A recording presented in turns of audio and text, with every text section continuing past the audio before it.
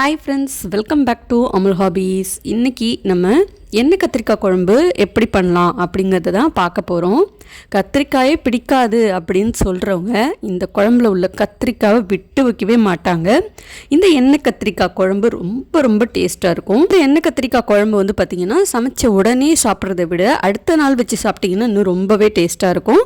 ஒரு வாரத்துக்கு கூட நீங்கள் ஃப்ரிட்ஜில் வச்சு சாப்பிட்லாம். சாதம், இட்லி, தோசைன்னு எல்லாத்துக்குமே சாப்பிட்லாம். இது எப்படி பண்ணலாங்கிறத பார்க்கறதுக்கு முன்னாடி நம்ம சேனலில் வர வீடியோஸ்லாம் நீங்கள் டெய்லி பார்த்துட்ருக்கீங்க. உங்களுக்கு பிடிச்சிருக்குன்னா சப்ஸ்கிரைப் பண்ணிவிட்டு பாருங்கள். அப்போ தான் அடுத்தடுத்து போடுற வீடியோஸ்லாம் நீங்கள் மிஸ் பண்ணாமல் பார்க்கலாம். இன்ஸ்டாகிராம் ஐடியும் கொடுக்குறேன், பிடிச்சிருந்ததுன்னா ஃபாலோ பண்ணிக்கோங்க.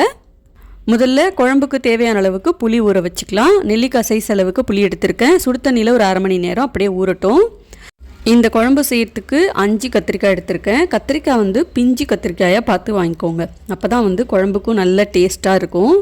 இந்த கத்திரிக்காய் வந்து காம்பெல்லாம் எடுக்காமல் இந்த மாதிரி தான் கட் பண்ணணும். காம்பெல்லாம் எடுத்துட்டு சாம்பாரில், காரக்குழம்புலலாம் நம்ம எப்போதும் போல் பீஸ் பீஸாக போட்டு சமைப்போம் இல்லையா, அந்த மாதிரி போடுறத விட இந்த மாதிரி காம்போட நடுவில் கட் பண்ணிவிட்டு போடும்போது தான் குழம்பு இன்னும் ரொம்ப சுவையாக இருக்கும். இப்போ இந்த கத்திரிக்காய் எல்லாத்தையுமே எண்ணெயில் நல்லா வதக்கிக்கணும். லேசாக ஒரு நிறம் மாறி வரும், அந்த அளவுக்கு நல்லா வதக்கிக்கணும்.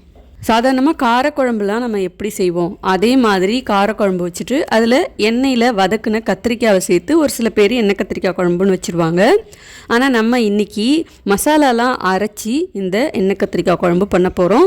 ரொம்ப ரொம்ப அருமையாக இருக்கும். இந்த குழம்பை சாப்பிட்றப்ப பார்த்திங்கன்னா கல்யாண வீடுகள்லாம் காரக்குழம்பு சாப்பிட்ருப்போம், அதே மாதிரியே இருக்குது அப்படின்னு நிச்சயமாக உங்களால் ஃபீல் பண்ண முடியும்.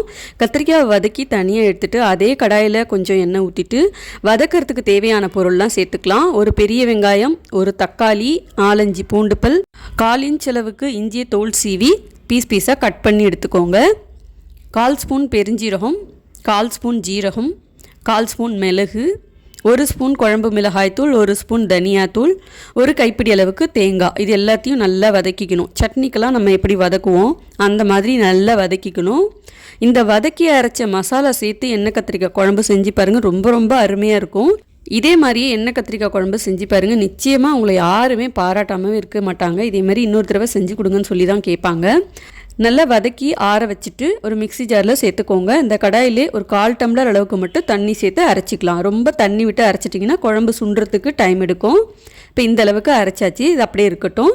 கடாயில் கொஞ்சமாக எண்ணெய் ஊற்றிட்டு எண்ணெய் நல்லா காஞ்சதுக்கப்புறம் 1 ஸ்பூன் கடுகு, 1/4 ஸ்பூன் ஜீரகம், 1/4 ஸ்பூன் வெந்தயம் சேர்த்து தாளிச்சிக்கோங்க. 2 காஞ்ச மிளகாய் கிள்ளி போட்டுக்கலாம். கூடவே ஒரு பெரிய வெங்காயம் பொடியாக நறுக்கி சேர்த்துட்டு கொஞ்சம் கருவேப்பிலையும் போட்டு நல்லா வதக்கிக்கோங்க. பெரிய வெங்காயத்துக்கு பதிலாக நீங்கள் சின்ன வெங்காயம் இருந்துச்சு அப்படின்னா தாராளமாக சேர்த்துக்கலாம். எனக்கு கிடைக்கல அப்படிங்கிறதுனால நான் பெரிய வெங்காயம் பயன்படுத்தியிருக்கேன். வெங்காயம் இந்த அளவுக்கு நல்லா கண்ணாடி பதத்துக்கு வதங்கியிருக்கு பார்த்தீங்களா. இப்போது அரைச்ச மசாலாவை சேர்த்துக்கலாம். 1/4 ஸ்பூன் மஞ்சள் தூள், 1 ஸ்பூன் குழம்பு மிளகாய் தூள், 1/2 ஸ்பூன் காஷ்மீரி மிளகாய் தூள், குழம்புக்கு தேவையான அளவுக்கு உப்பு, புளி ஊற வச்சிருந்தோம் இல்லையா, அதில் 1 கிளாஸ் தண்ணி ஊற்றி கரைச்சி எடுத்துருக்கேன். இது எல்லாத்தையும் சேர்த்துட்டு நல்லா கலந்து விட்டுக்கோங்க. இந்த ஸ்டேஜில் குழம்புக்கு தேவையான அளவுக்கு உப்பு, காரம், புளிப்பு எல்லாமே சரியாக இருக்கா அப்படிங்கிறத ஒரு தடவை நல்லா செக் பண்ணி பார்த்துக்கோங்க. எப்போதும் ஒரே மாதிரியே எண்ணெய் கத்திரிக்காய் குழம்பு வச்சு ரொம்ப சலிச்சு போச்சு, கொஞ்சம் வித்தியாசமாக செஞ்சு பார்க்கலாமே அப்படின்னு நினைக்கிறவங்க இந்த வீடியோவை பார்த்துட்டு ட்ரை பண்ணி பாருங்கள். நீங்கள் வைக்கிற சாப்பாடு கூட பத்தாது, அந்த அளவுக்கு வீட்டில் இருக்கிறவங்க ரொம்ப நல்லாவே சாப்பிடுவாங்க. மசாலாலாம் சேர்த்ததுக்கு அப்புறம் குழம்பு நல்லா கொதிச்சு இந்த அளவுக்கு சுண்டி வரத்துக்கு சரியாக ஒரு 10 நிமிஷம் ஆச்சு. இதுக்கப்புறம் வந்து பார்த்திங்கன்னா எண்ணெயில் வதக்குன கத்திரிக்காவை இறக்கிடணும். கத்திரிக்காய் வந்து எண்ணெயில் வதங்கும் போதே பாதி நல்லா வெந்திருக்கும். இப்போ இந்த மசாலாலாம் உள்ளே இறங்கி இன்னும் நல்லா வெந்து வரத்துக்கு ஒரு 5 நிமிஷம் மறுபடியும் இதை மூடி வச்சு கொதிக்க வச்சிடலாம்.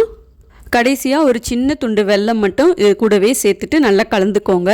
இனிப்பு, புளிப்பு, காரம்னு எல்லா சுவையும் இந்த குழம்புல இருக்கும். சாப்பிட்றதுக்கு ரொம்ப ரொம்ப அருமையாக இருக்கும்.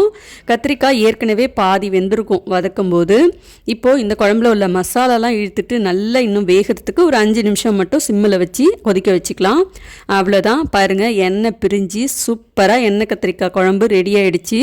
இது கூடவே நான் சுட்டாப்பளம் வச்சு தான் சாப்பிட போகிறேன். இந்த சுட்டாப்பளம் வச்சு சாப்பிடும்போது ரொம்ப ரொம்ப டேஸ்ட் டேஸ்ட்டாக இருந்துச்சு. இந்த எண்ணெய் கத்திரிக்காய் குழம்புக்கு தொட்டுக்கிறதுக்கு அப்படின்னு பெருசாக எதுவும் தேவை கிடையாது. அப்பளம் வச்சு சாப்பிட்லாம், அப்படி இல்லைன்னா இந்த கத்திரிக்காய் வச்சே சாப்பிட்லாம். நல்லா சாதத்தில் போட்டு பிசைஞ்சு இந்த கத்திரிக்காயையும் சேர்த்து பிசைஞ்சு சாப்பிட்டு பாருங்கள். இந்த எண்ணெய் கத்திரிக்காய் குழம்பு தான் ஒரு வாரம் ஃபுல்லாகவே நீங்கள் செய்வீங்க, அந்த அளவுக்கு ஒரு டேஸ்ட்டாக இருக்கும். இந்த மசாலாலெல்லாம் நல்லா ஊறி அடுத்த நாள் வச்சு சாப்பிடும்போது இன்னும் ரொம்ப டேஸ்ட்டாக இருக்கும். செஞ்சு பாருங்கள். இந்த ரெசிபி உங்களுக்கு பிடிச்சிருந்துன்னா மறக்காமல் லைக் பண்ணிவிட்டு சேனலை சப்ஸ்கிரைப் பண்ணிக்கோங்க. பாய்.